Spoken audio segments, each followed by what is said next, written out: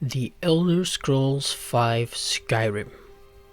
It's a game that has been released and re-released and re-released and re-released. I mean, it's from 2011 for fuck's sakes. But can we call it a masterpiece?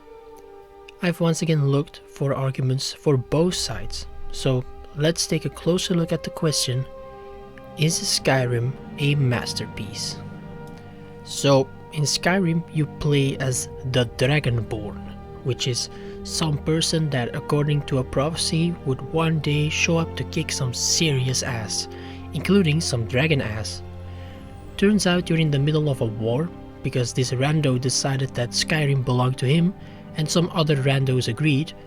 Skyrim has a very charming open world, filled with sprawling cities, interesting creatures, and assholes who prevent you from fast traveling. But overall, you'll most likely have a pretty good time. I sure did. But not everyone thinks this good time is worthy of the title masterpiece. So let's look at those arguments first. Firstly, according to some people, the story of Skyrim lacks in certain departments. The main story, that is. Some people don't seem very immersed and don't think it's deep enough, while the side stories and quests lack immersion due to there not being a lot of consequences for your actions. I would have loved to elaborate on this, but I honestly couldn't find many examples in game. A lot of people just kinda said this, but it's not like I don't believe them. So if there are people watching this video who share this belief, feel free to elaborate in the comments. I still put it in the video because these are not my opinions. I'm looking at what other people say, and this seemed to be a very popular reason. Reason 2 is the combat. The combat overall isn't very deep. You just kinda swing your weapon and then it dies and you go swing your weapon somewhere else. The game mixes things up with shouts and spells, but the combat just isn't too deep in general. This is something they could have improved on, because it just feels very dated and similar to previous Elder Scrolls games. But let's say that these games have never really been known for their combat in the first place. Reason 3 is the dungeons. After a while, some feel like the dungeons are just a little bit too similar, to the point where they'll start to feel bland. There are a lot of reused assets as well, and eventually the everlasting stream of frostbite spiders gets a bit old as well. Reason 4 is the voice acting. It is a well-known fact that Skyrim doesn't have a lot of voice acting variety. They are mostly the same few actors, and there are only so many accents and characters you can do that sound believable in a certain genre. Also, there is some inconsistency with these accents, like people having completely different accents while being closely related. That can also break immersion. But then again, Mario is a fucking dragon in this game. The best thing is that I'm not even fucking joking.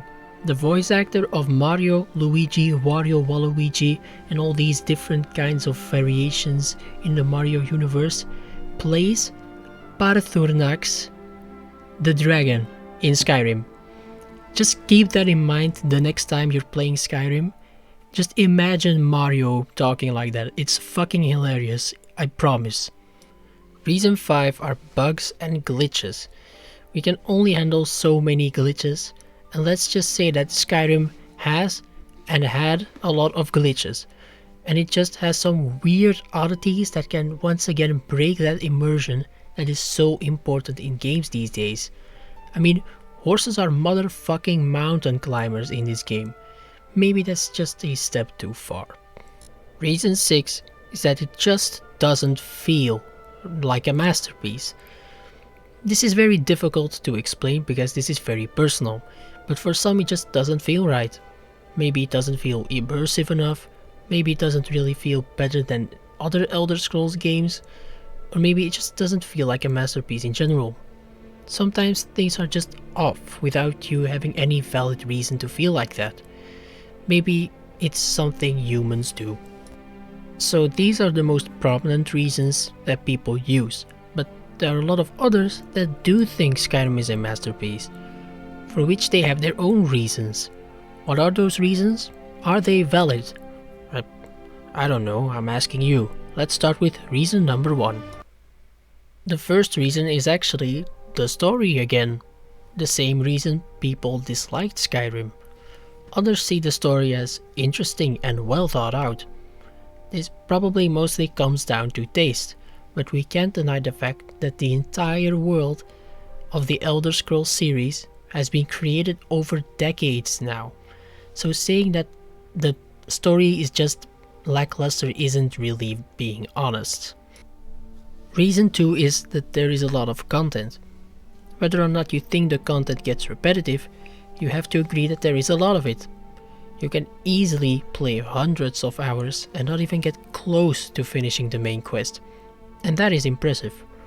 The first thing I did when getting to the open world in Skyrim was waste 20 gold on a bard who would sing 8 lines and that was it. Then stealing someone's horse and riding to the nearest city where I was immediately respected by the gods because I was wearing the same armor as them, even though I was just riding on a stolen horse. There are not many games that let you do this kind of stupid shit, but it's absolutely hilarious and it's a lot of fun. Reason number 3 is the absolutely impeccable use of music. A lot of it happens subconsciously, but music changes a lot in a gaming experience. But in Skyrim it isn't subconscious at all.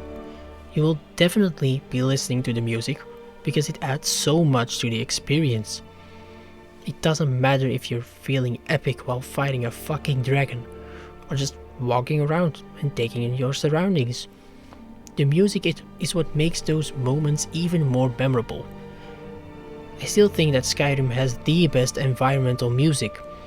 The main theme is also very iconic, even though everyone only knows the word Dovahkiin and nothing more. I don't blame you though, I don't know anything else either, to be honest. Reason 4 is the leveling system.